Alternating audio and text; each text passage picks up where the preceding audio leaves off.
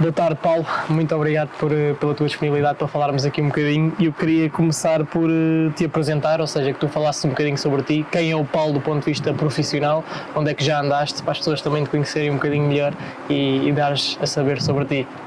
Boa tarde, Gonçalo, e boa tarde à equipa Foot Magazine e boa tarde a todos aqueles que nos estão a ouvir.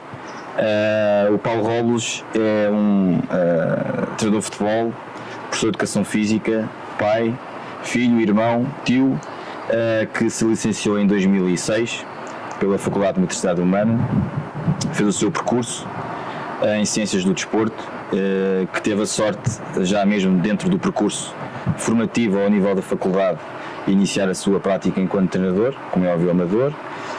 Passei por clubes como o Povoense, Juventude da Castanheira, Arepa, de Porto Alto e muito mais recentemente no Futebol Clube de Alverca e até há bem pouco tempo aqui na União Desportiva Vila Franquense Futebol SAD, que nos recebe também desta forma. Portanto, a nível de clubes é esse o meu percurso. Atualmente não estou a treinar, sou professor de Educação Física, sou e tenho funções ao nível da coordenação de estágios e da formação de treinadores. Sou também formador ao nível de futebol, de cursos muito específicos de pessoas e jovens que selecionam o futebol para se poderem especializar, e há pouco tempo abracei um novo projeto, que sou de projetos, abracei um novo projeto ao nível do documentário de jogos televisionados. Muito bem. Do ponto de vista pessoal, falaste aí que és pai, que tens essa envolvência toda, hobbies que tens, tempo por fora do futebol, o que é que costumas fazer? Sim, eu falei porque para mim e para mais pessoas, essas questões misturam-se umas com as outras e nós não podemos dissociar aquilo que somos do ponto de vista particular àquilo que fazemos e que somos também a nível profissional. Paulo Robles é uma pessoa humilde, penso eu, grata, muito grata a quem o ajuda e até mesmo grata àqueles que não o ajudam, mas fazem parte da aprendizagem de qualquer pessoa. É uma pessoa que dá em todos os projetos que tem, em todos os locais de trabalho, onde está 101%, dá tudo o que tem e o que não tem. E a nível profissional é uma pessoa que até agora tem sabido adaptar-se a diferentes contextos. Portanto, até mesmo ao nível de clubes, já percorri aqui, como se costuma dizer, a Estrada Nacional 10, e percurso a percurso, clube a clube, é essa forma de estar que tento empregar em todos os locais, e tenho tido essa possibilidade de me conseguir adaptar, no sentido de perceber o que de melhor eu posso dar ao clube e qual a melhor forma de atuação perante aquele determinado contexto. Portanto, resumidamente, este é o Paulo Robles. Ok, falando aí do contexto esportivo e falaste aí da tua influência e do teu impacto para com o clube, em que área de intervenção é que tu achas que pode ser uma mais-valia hoje em dia, com isto tudo que foste tirando e bebendo ao longo do percurso, num contexto mais profissional? Olha, destes sensivelmente 12 anos, ao nível de contexto de clubes, mais de metade foram passados já a acumular funções. E essas funções diziam respeito a ser treinador e a ser coordenador. As pessoas viam em mim algum traço ao nível pessoal, no sentido de ser uma mais-valia para os projetos e para os clubes onde estava inserido. E dentro dessa perspectiva eu fui-me habituando e fui-me moldando àquilo que são essas tais valências que viam em mim. Portanto, essa pergunta, de forma muito direta, penso eu que a capacidade de liderar, a capacidade de gerir recursos, sejam eles de que origem for, penso eu que talvez seja a principal característica daquilo que eu tenho mais a dar aos projetos onde me envolvo. É claro que nenhum profissional, nenhum amador a este nível consegue ganhar jogos e ter sucesso nos mais variados projetos se só for líder, portanto, mas acredito que a liderança, e dentro desse bolo que é a liderança, muitas outras áreas se conseguem exponenciar, e foi isso que tentei fazer ano após ano, clube após clube. E dentro de uma equipa técnica profissional existem, como sabemos, várias funções, vários papéis. Que papéis são estes e que para ti são mais importantes e imprescindíveis hoje em dia no futebol profissional, sabendo dessa tua vertente também de liderança? Olha, eu sou daqueles que opina de que a equipa técnica pode não ter os melhores em cada uma das áreas, mas é muito importante para o seio da equipa técnica e sobretudo para o sucesso do grupo de trabalho onde se inclui jogadores e staff, a relação que se estabelece, sobretudo de confiança, entre os elementos que compõem a equipa técnica. Sempre tive esta opinião, até agora não tenho tido provas do contrário, não quer dizer que mais tarde possa me vir a arrepender do que estou a dizer e mudar de opinião.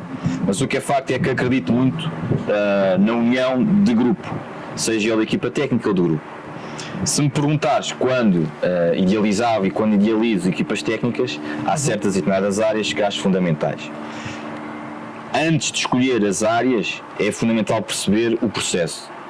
E aí se entronca num aspecto que para mim é crucial, que é perceber a metodologia de trabalho, metodologia de treino. Porquê é crucial? Porque eu acredito que essa metodologia de treino não tem a ver só com o João, com o Manel e com o Paulo, nem com o Gonçalo. Tem a ver com uma avaliação que se tem que fazer do contexto onde nós estamos inseridos, da realidade competitiva, dos anos anteriores em termos de competição que o clube teve, que aquela equipa teve em particular, qual é a realidade dos jogadores que nós temos à frente, qual é o patamar competitivo que esses mesmos jogadores tiveram. Portanto, é crucial perceber a forma de se trabalhar, essa tal metodologia. Depois de escolher essa tal metodologia, aí sim entram as áreas em particular, como é óbvio, a área do treino de guarda-redes. A área da preparação física é uma área que eu não consigo dissociar de todas as outras, da mesma forma que outros colegas fazem o mesmo. A área física é fundamental, mas está interrelacionada com todas as outras. A área do controle e avaliação do treino, para mim é crucial. E são essas áreas que eu estabeleço como sendo prioritárias dentro da construção de uma equipa técnica. Depois há sempre contextos competitivos, realidades competitivas, abordagens, importâncias das competições que nos fazem ir mais por este caminho ou mais por aquele. Mas essas 3, 4 áreas normalmente não me consigo dissociar e são fundamentais para que tudo se consiga desenvolver dentro da forma que eu perspectivo. Falando aqui um bocadinho no desenvolvimento de jogadores de formação, e porque também tiveste muita experiência neste tipo de desenvolvimento destes contextos, qual o tipo de trabalho e qual é o foco que nós, enquanto coordenadores, enquanto treinadores, temos que ter para garantir que estas fases de aprendizagem se vão construindo e para chegar com sucesso a um futebol mais profissional? É fundamental que qualquer clube, antes de escolher aquele jogador ou outro, ou escolher aquele treinador ou outro, é fundamental perceber o que é que o clube quer dos escalões de formação. E o que o clube quer dos escalões de formação é precisamente perceber até onde é que pode chegar. Todos estamos atentos ao fenómeno futebolístico e desportivo. Agora há esta questão das entidades formadoras, processo de qualificação dos clubes, oriundo de um grupo de pessoas que dentro da Federação Portuguesa de Futebol trabalhou nesse sentido, e para mim tem sido crucial, de acordo com o que vou vendo e vou ouvindo, tem sido crucial para arrepiar caminho. Mas mesmo antes deste processo de certificação, já muitas outras pessoas pensavam nisto e pensavam dentro do seu contexto de clube qual a melhor forma de chegar mais longe. E, portanto, há clubes que já começavam a trabalhar neste aspecto, e felizmente, graças a Deus também, onde eu estive, quer tenha sido como treinador ou como responsável, já era uma preocupação nos locais onde estavam. Isto para dizer o quê? Que é importante perceber onde é que cada clube quer chegar, mesmo que seja de forma obrigatória ou que de fora nos obriguem, entre aspas, a perceber o que é que queremos. Depois de perceber o que é que queremos, ao nível de processo de treino, ao nível de uma área que é fundamental neste caminho de formação, que é o recrutamento, para mim é crucial. Ao nível de perceber que tipo de liderança e que tipo de treinadores nós queremos ter à frente dos mais diversos escalões. Se queremos que os treinadores acompanhem os escalões, se queremos que haja treinadores diferentes, com diferentes personalidades, de escalão para escalão. Tudo isso são peças de puzzle fundamentais para se perceber qual é o jogador de formação que o clube quer e onde é que quer chegar com aquele projeto de formação. A TAG foi-se também o facto de, a nível federativo, existir desde há pouco tempo a Liga Revelação, que é um espaço e um tempo muito propício ao desenvolvimento destes jogadores, mas se formos a ver, é um espaço e um tempo propício a clubes de primeira linha atualmente. Portanto, estamos a falar de realidades profissionais, primeira e segunda liga. A nível amador, a nível mediano baixo, existem por aí muitos e muitos jogadores perdidos que necessitariam de um outro tipo de acompanhamento, que necessitariam de um outro tipo de qualidade do processo e do caminho, que agora parece estar a haver uma nova forma de ver o jogador jovem. Por exemplo, a possibilidade e quase que a obrigação no bom sentido de haver equipas B formadas única e exclusivamente por um patamar competitivo tem sido um abre-olhos, digamos assim, também, para que se consiga perceber uma coisa que é fundamental, que é o jogador em formação necessita de tempo. Precisa de espaço para treinar, os clubes já o dão, mas necessita de tempo. Tanto necessita de tempo desde a liderança do treinador para jogar, como necessita de tempo também para não jogar e perceber porque é que não joga, e sobretudo tempo para se dar ao jogador e ao conjunto de jogadores uma linha condutora para que ele próprio perceba, e o clube, qual o melhor caminho para aquele jogador. Não sou contra a opinião de clubes de primeira linha ou de clubes com grande rivalidade entre si optarem por esta solução. Jogadores, por exemplo, que o clube apostou muito, mas que naquele ano não está a resultar. Não vejo nenhum problema em que o clube ceda os direitos desse jogador a uma realidade diferente, ou um clube rival, ou um clube do mesmo patamar, de forma a que se tenha mais ou menos a noção de que aí o jogador possa renascer. Porque os jogadores, muitas vezes, é muito bom ter jogadores durante o clube durante muito tempo, mas também não temos que esquecer que o jogador é um ser humano. Então, nesse patamar formativo, eles também se cansam das mesmas pessoas, dos mesmos colegas, do mesmo contexto, e às vezes é necessário abrir os olhos. E vou-te dar 2 exemplos, entre outros tantos. Sou um felizardo também porque, sobretudo ao nível do escalão de sub-19, partilhei balneário, digamos assim, com muitos jovens que depois chegaram a um nível muito bom. Vou-te dar 2 exemplos. 2 equipas rivais, e que para sempre vão ser rivais, mas eu também, desta parte, também conheço o contexto cultural de duas zonas tão próximas, tão rivais, mas que me parece a mim têm tanta coisa em comum, só que ou as pessoas não querem descortinar ou realmente não se aperceberam. Mas quer a Alverca, quer a Vila Franca de Xira, a rivalidade é dura, é pura, mas 2 realidades diferentes. Em Alverca tive a oportunidade de poder treinar o Rafa. Aqui tive a oportunidade de treinar o André Dias. André Dias, que neste momento está, o Rafa, como acho que a maior parte das pessoas sabe, está ao serviço do Benfica, do Sport Lisboa Benfica, e o André Dias está aqui ao serviço da equipa profissional, a primeira equipa do Vila Franquense. São 2 jogadores que necessitaram, até mesmo sob o meu comando, de tempo. Ninguém sabe, muitas pessoas sabem, mas a grande maioria não sabe, dos problemas que estes jogadores tiveram durante o desenrolar das épocas. Ninguém sabe se o Rafa e se o André foram sempre titulares, ou se houve jogos em que foram rudes ou mal educados com esta ou com aquela pessoa.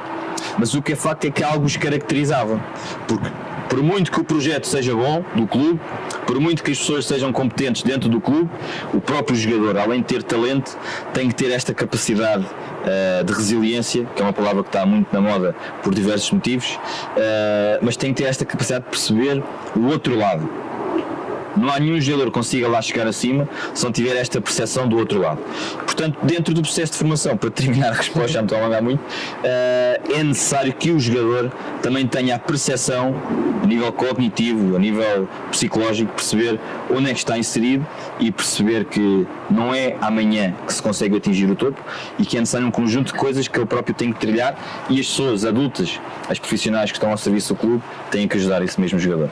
Estamos em Portugal, que é um país que é campeão da Europa, pelo menos atualmente estamos nessa posição, e já começaste a falar um bocadinho disto, mas como é que tu analisas hoje em dia a competição em Portugal? Falaste aí de várias competições, Liga Revelação, como é que tu sentes que as coisas estão organizadas e para onde é que nós podemos ir para tentar fazer isto tudo muito mais harmonioso e positivo? Muito se tem feito nos últimos anos para melhorar aquilo que é a competição em Portugal e aquilo que é a evolução do jogador português, quer seja ele mais velho ou em idade jovem. Mas, e eu acho que as entidades competentes com certeza estarão atentas a isto, é necessário fazer mais. o jogador português e o jogador de qualidade em Portugal deverá ser também protegido, e com isso, já vos explico depois, e com isso beneficiar aquilo que é a qualidade do clube em Portugal, beneficiar a qualidade de jogo da equipa em Portugal, mas sobretudo valorizar ainda mais aquilo que é o produto que Portugal tem para oferecer. Se não vejamos, bem há pouco tempo temos jovens jogadores, ou jogadores em idades bastante precoces, conseguem dar o pulo e são vendidos por, até mesmo em tempos de pandemia, vendidos por valores fantásticos, valores megalómanos, digamos assim. No entanto, são casos esporádicos e são casos, sobretudo, de determinados clubes. O próprio adepto tem-se um pouco afastado daquilo que é a presença, salvaguardando os tempos de Covid, não é? Imaginemos todos que estamos em tempos normais. O clube tem-se afastado das bancadas também, na minha opinião, por essa questão de emotividade. E se nós conseguimos trazer maior emotividade ao jogo, quer dizer que já conseguimos trazer maior equilíbrio entre as equipas, e com isso quer dizer que também oferecemos e conseguimos trazer às equipas melhor qualidade daquilo que são os jogadores que compõem essas mesmas equipas. Posso dar-te aqui exemplos de sugestões, por exemplo, dar um foco, por exemplo, aos golos marcados, perceber as diferentes fases da época e perceber que há contextos que são favoráveis a determinados clubes e a outros não, e que ninguém deve ser beneficiado nem prejudicado por isso. Por exemplo, estou-me a recordar agora de épocas de transferência, onde normalmente os grandes clubes conseguem ir buscar aqueles que lhes interessam, os outros não conseguem, e por isso pode afastar ali o distanciamento entre equipas. O facto do adepto ter, durante o jogo, antes do jogo, ao intervalo do jogo, depois do jogo, capacidade para ficar entretido e gostar do produto que está a ver, a qualidade do relevado é para mim essencial, aquilo que é a personificação do clube na cabeça do treinador, para que o treinador ofereça aquilo que o clube tem para oferecer. Toda esta relação direta entre fatores, para mim, é crucial ao nível da organização de competições. Portugal parece que está com uma competição superior às outras. Já se fez muito, acho que se consegue fazer muito mais para que haja uma maior aproximação entre primeira e segunda liga, e agora, como está em cima da mesa, este fator que tem a ver com a distinção dentro do Campeonato de Portugal entre terceira divisão e quarta divisão. Portanto, isso só por si já é um passo naquilo que eu acho que deve ser feito, apesar de, só para terminar, apesar de haver ainda muitos problemas financeiros, económico-financeiros dentro da maior parte dos clubes, que depois ditam aquilo que não só não é a verdade desportiva, como também afunilam projetos muito interessantes, que depois, vai-se a ver, vão-se esfumando ao longo do tempo, e depois perdem-se, e depois demora muito tempo a vir cá para cima novamente. Falando um bocadinho aqui sobre a relação entre aquilo que é o futebol e a nossa vida, porque tem uma influência também muito grande, e já falaste sobre isso. Tu sentes que ao longo deste percurso sofreste algum tipo de consequência por estar tão ligado ao futebol, ou seja no ponto de vista profissional, seja do teu ponto de vista mais pessoal? Sentes que há esta influência, este impacto do futebol na tua vida? Em termos pessoais, acho que é a resposta de grande parte dos treinadores. A grande parte que é prejudicada é sempre a família. Não sou talvez o caso onde a família tenha sido mais prejudicada, mas com o andar dos anos e com o aprofundar dos projetos mais profissionais, a família muitas vezes tende a ficar de parte, embora ela saiba que faz parte sempre. Por outro lado, à pergunta direta que me fizeste, em termos profissionais, sim. Sim, e dou como conselho a quem nos está a ouvir, sobretudo aos mais jovens, que isso é uma condição sine qua non, ou seja, não há forma disso não acontecer. Nós, quando nos entregamos aos projetos, vamos sempre ser felizes, mas também vamos sofrer muito. E vamos sofrer muito, sobretudo, pela forma como às vezes nos entregamos aos projetos. E eu sei na pele que muitas vezes me entregava de tal forma que, e é algo que tem vindo a ser desenvolvido na minha cabeça, que de certa forma era prejudicado, porque as pessoas ficavam com uma imagem e com uma ideia que eu sei que não era aquela que eu queria passar, mas que passou. Ou seja, se formos a ver isto do ponto de vista empresarial, eu atingia os objetivos, até os superava, mas do ponto de vista de algumas pessoas que não percebiam e não sabem o que estava a passar dentro de cada um dos projetos, teriam uma imagem que é completamente natural e normal que a pudessem ter, porque desconheciam, primeiro não me conhecem profundamente, e por outro lado desconheciam aquilo que era o projeto, os alvos, os objetivos, a forma como o clube e o treinador Paulo Robles decidiu colocar em prática para atingir esses tais objetivos.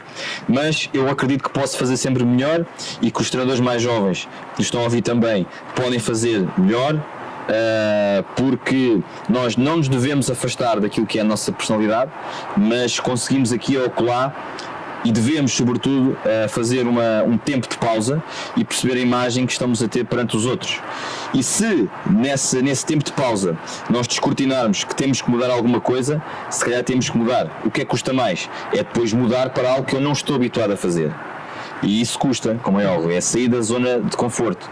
Mas quanto mais se sai da zona de conforto, mais profissionais nós conseguimos ser e mais profícuos nós conseguimos ser também naquilo que é a procura dos objetivos atuais e naquilo que é o atingir dos futuros ou hipotéticos objetivos que podem surgir. Paulo, estamos aqui no campo da União Desportiva de Vila Franquense, Futebol SAD.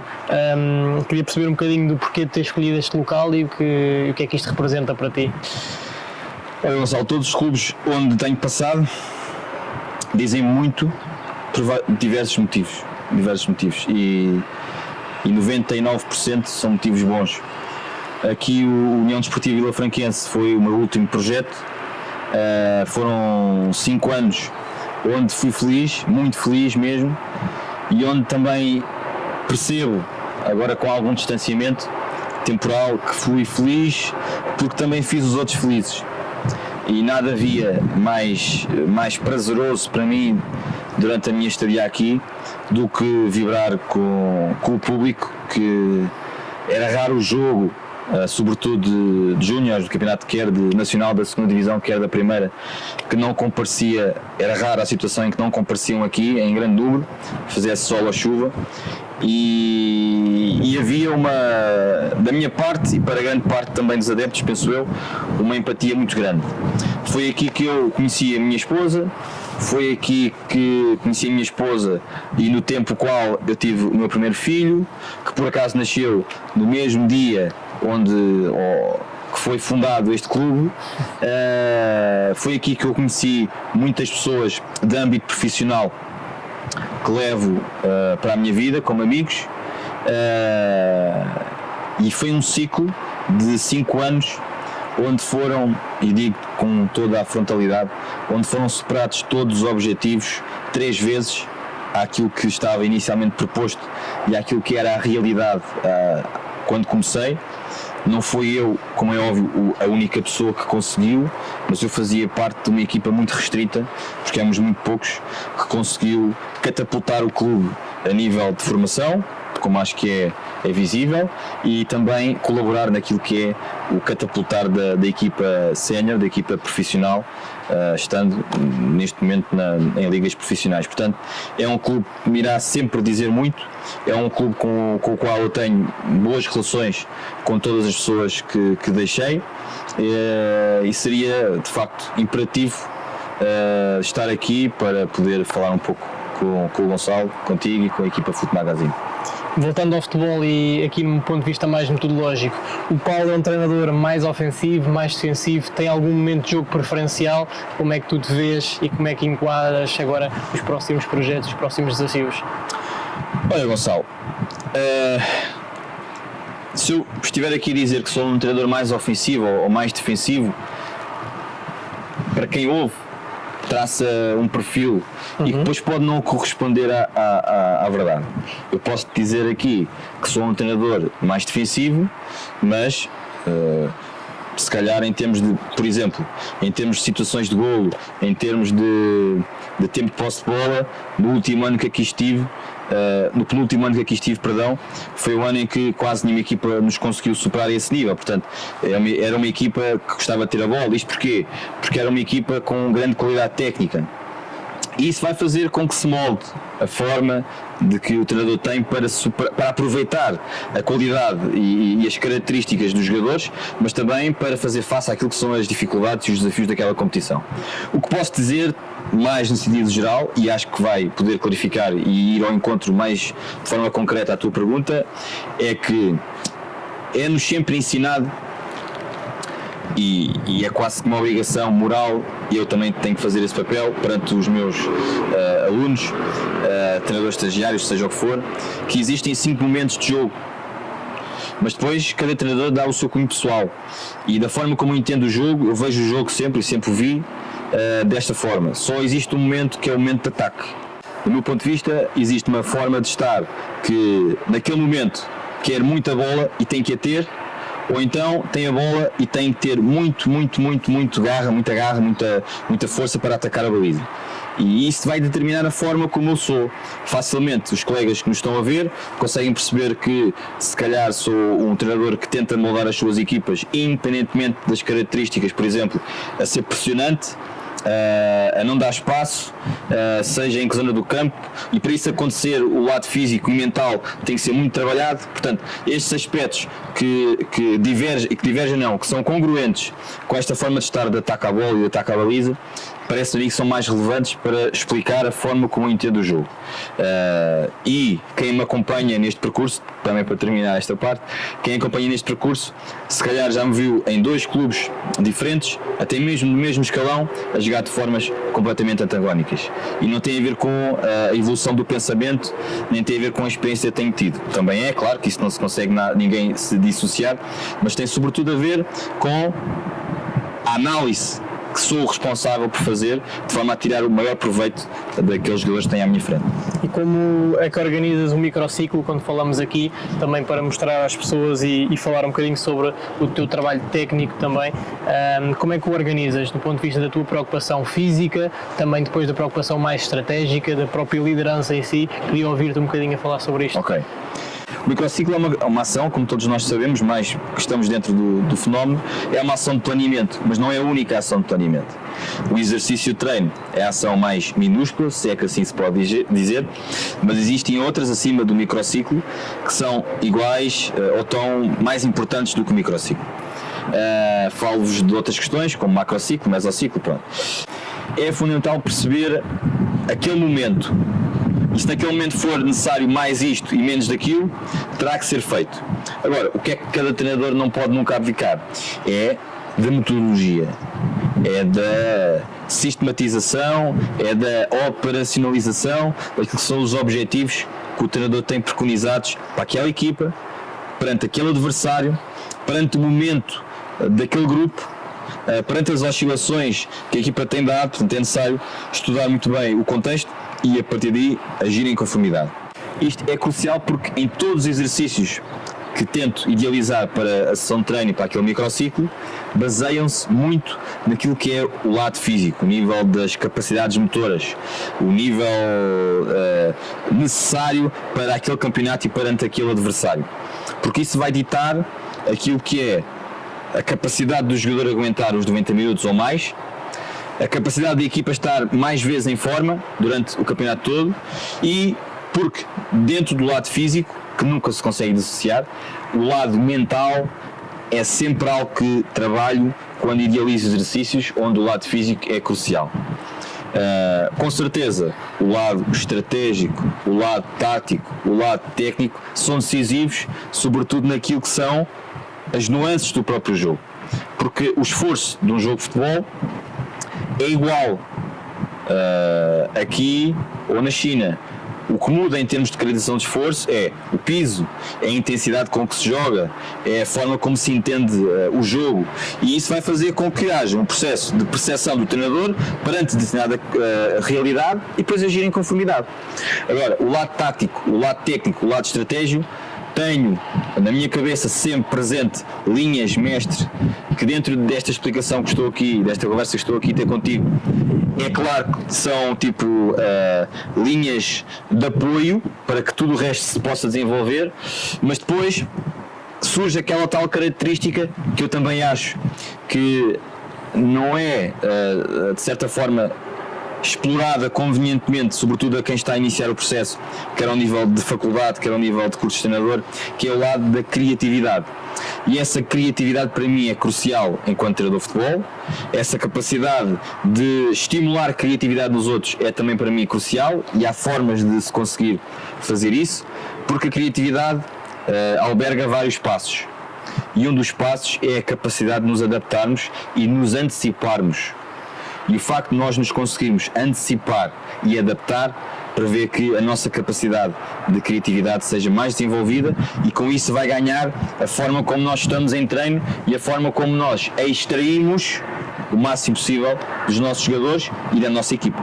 Quando falas em macrociclos, falaste também um bocadinho em objetivos, queria saber um bocadinho, queria tentar ir um pouco mais profundo por aí, ou seja, que me desse algum exemplo mais claro e mais perceptível para as pessoas que também nos estão a ouvir, como é que tu fazes o teu próprio planeamento, olhando para o objetivo e olhando para o macrociclo, e a partir daí desconstruindo e organizares a própria semana de trabalho e, como falaste bem, a própria unidade de treino e depois o próprio exercício. Sim, macrociclo. A primeira questão a ter em linha de conta são as datas, o período de descanso. Esses dados são cruciais para se perceber que tipo de macrociclo temos. Dentro dessa perspectiva de macrociclo, vamos perceber que nós não temos que treinar sempre à mesma intensidade. Temos é que treinar sempre à máxima intensidade. Mas a máxima intensidade esta semana pode ser diferente da máxima intensidade no mês de fevereiro. Acho que isso é linear e é básico. A equipa tem um desgaste, lesões, resultados negativos, resultados positivos, e tudo isso mexe com o desempenho da equipa.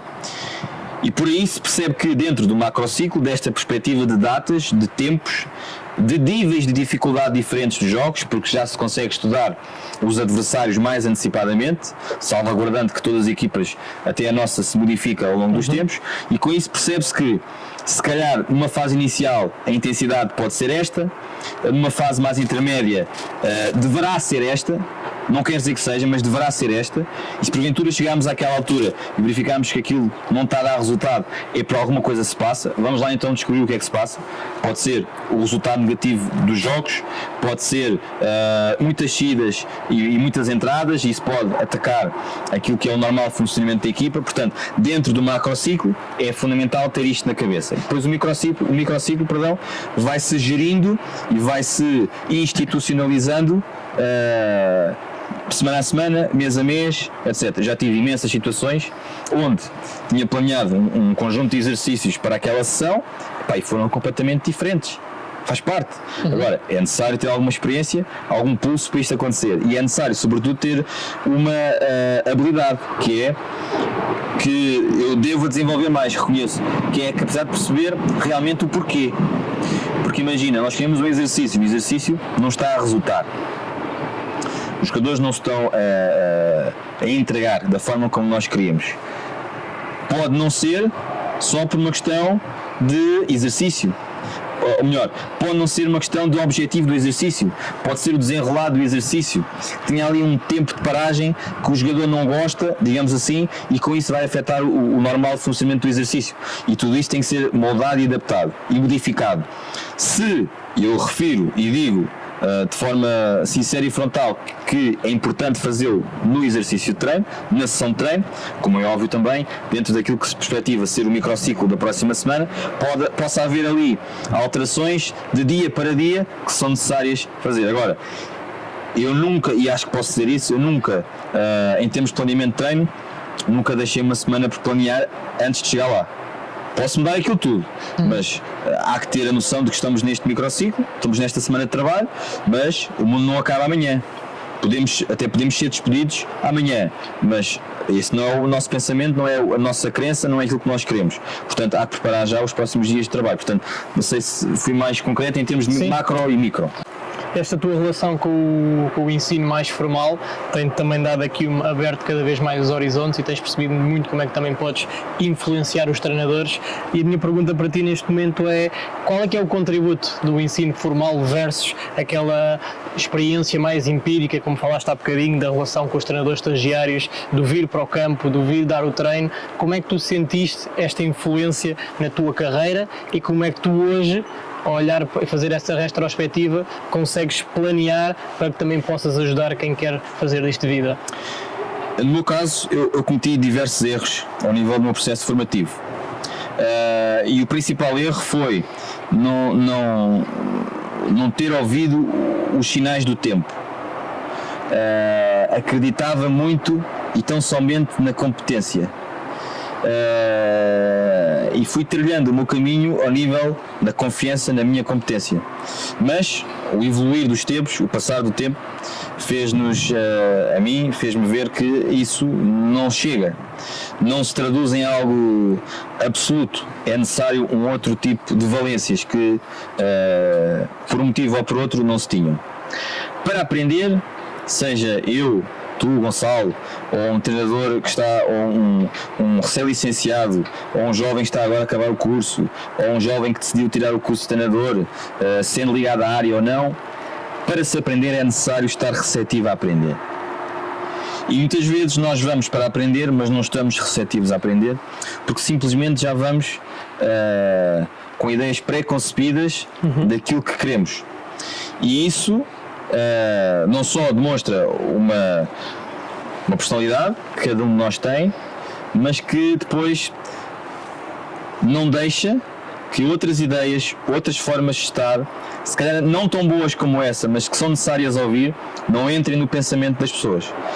E eu acredito que há muito a fazer ao nível, com todo o respeito, ao nível das licenciaturas. Acredito que há muito a fazer ao nível dos cursos de treinador. E que há muito a fazer também numa área que é crucial, que nós às vezes deixamos de lado porque nos esquecemos, que tem a ver com, por exemplo, o ensino secundário de um jovem ou de uma jovem que decide seguir a carreira de desporto e mais concretamente ao nível de futebol. Porque é aí no ensino secundário que eles vão perceber se valerá a pena, se realmente se fascinam com a área ou não, que depois necessitam de aprimorar e desenvolver certas capacidades, mas é aí que eles vão sustentar aquilo que é o futuro em termos de escolha. E eu acredito que, para terminar esta resposta, eu acredito que não só ao nível de faculdades, cursos de treinador ou até mesmo ensino secundário, como há pouco disse, se consegue aprender futebol.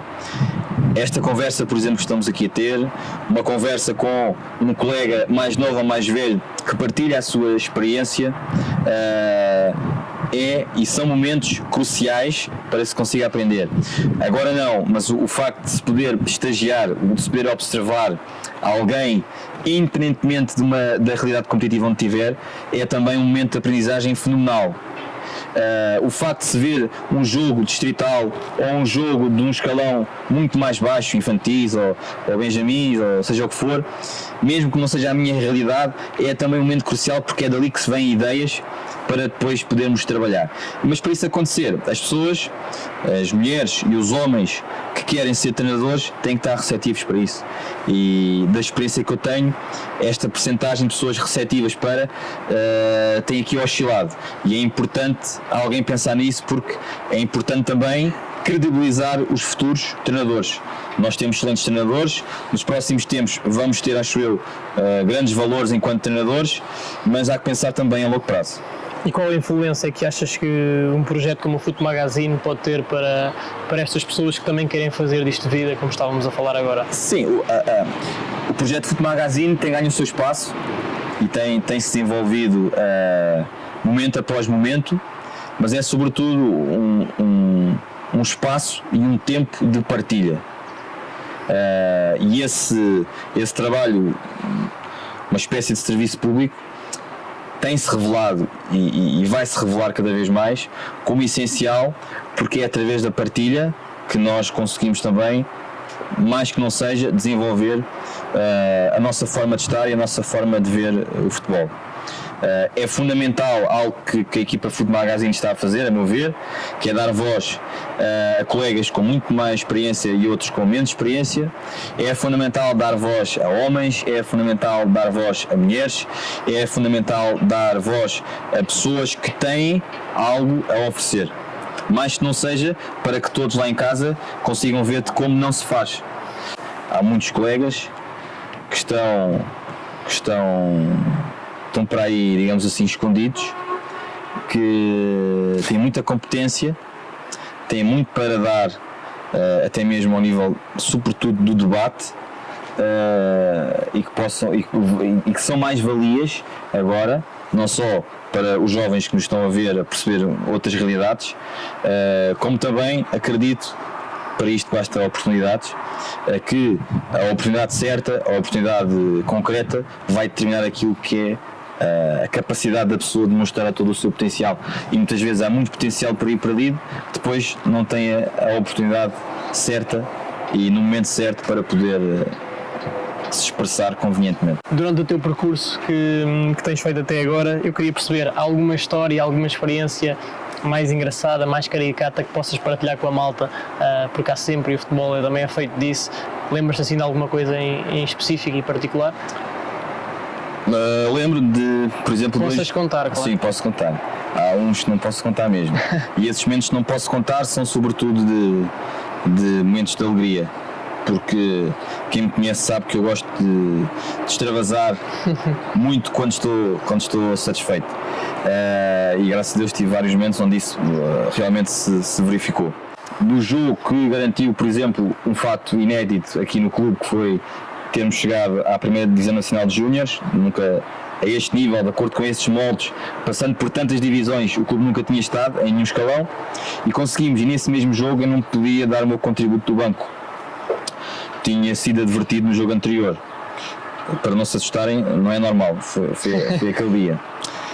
E nesse jogo que nos dava a possibilidade de subirmos, o estádio, o campo de Cevadeiro completamente cheio, eu tive que ficar daquele lado com o intercomunicador, com o meu colega, o presidente naquela altura tinha-me disponibilizado um segurança, porque a equipa em confronto era das duas, uma ia subir. Okay.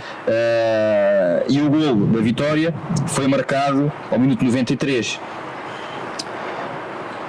E naquele momento eu pensei, o mundo acaba hoje. Então senti-me a pessoa mais feliz do mundo, fui a correr feito um maluco, percorri a bancada toda, adeptos do adversário, percorri aquilo tudo, não disse nada a ninguém, mas com aquela fé, com aquela coisa, e fui festejar para o outro campo sintético que ali existe, para aí uns 5 minutos sozinho a chorar, porque foi um culminar de várias situações, e uma delas que me pautou sempre durante a minha estadia aqui foi durante estes 5 anos em que eu tive, como já tive a ocasião de dizer, diversas alegrias. Houve uma grande tristeza da minha parte durante este tempo, que foi o falecimento do meu pai, e desde esse momento, desde esse dia, jurei a mim mesmo que ia conseguir atingir tudo aquilo que tinha-me proposto aqui, eu próprio, comigo próprio, e a todas as pessoas que acreditaram e que me convidaram para vir para aqui. E aquele ponto foi o último ponto, foi a cereja no topo do bolo, e foi um largar de emoções muito grande, e é um momento que guardo para mim e vou-me recordar para sempre. E onde te vês daqui a 5 anos? Daqui a 5 anos? Para me ver daqui a 5 anos tenho que me ver onde é que estava há 5 anos atrás. E há 5 anos atrás estava a iniciar um projeto que estava a dar os seus primeiros passos, mas é algo que eu queria muito, porque eu adoro projetos. Adoro projetos de raiz, ou projetos a meio caminho, ou até mesmo consolidar certos projetos. A palavra projeto está no meu léxico. Assim como adoro ver jogadores, ver talento e trabalhá-lo. Dá-me um gozo tremendo perceber o que é que pode vir dali e moldá-los àquilo que eu acho que conseguem chegar. Portanto, daqui a 5 anos eu vejo-me e espero estar a fazer isso mesmo, dentro de um projeto, seja ele de que nível for, que me dê prazer. Vivo muito com base nisso, do prazer, do gosto que tenho, e em extrair ao máximo aquilo que posso, que é algo que eu posso oferecer a todas as realidades desportivas, ao nível de clubes, que é algo que eu posso oferecer e que me deixa completo, sabes? Aquela sensação de nos deixar completos é fundamental para que eu me sinta bem. E até agora tem sido sempre assim. Eu sei que isto é feito também de espera, é feito de trabalho, é feito de dinâmicas, é feito de estar no momento certo, à hora certa, mas sei que sou muito crente naquilo que é o meu caminho, acredito muito nas minhas capacidades, acredito que posso ser muito melhor. Acabei um ciclo, tive o meu tempo, renovei os meus conhecimentos e estou pronto para abarcar o outro projeto. Última mensagem para a malta que nos chega e que também quer fazer disto vida e olha para ti também como um exemplo a seguir. Essa parte não sei se é bem verdade, mas todos aqueles que nos veem da Foot Magazine, seja em que contexto for, é crucial sermos resilientes, é crucial acreditarmos nas nossas capacidades, é crucial não pensar que sabemos tudo, é crucial ir à procura sempre de conhecimento, mas esse conhecimento só por si não chega, é necessário extrair o que de bom nós podemos extrair para aquilo que é as nossas vivências e a nossa realidade. Vão dar muitas cabeçadas na parede, vão-nos obrigar a dar muitas cabeçadas na parede e nesses momentos é agarrarem-se às coisas boas da vida, à nossa família, aos nossos amigos, à nossa crença, não desistir e mesmo que tenhamos que dar 2 passos atrás, a seguir vem sempre um à frente. Paulo, muito obrigado e esperamos voltar a ver-te no ativo em breve. Obrigado a todos. Um abraço. Obrigado.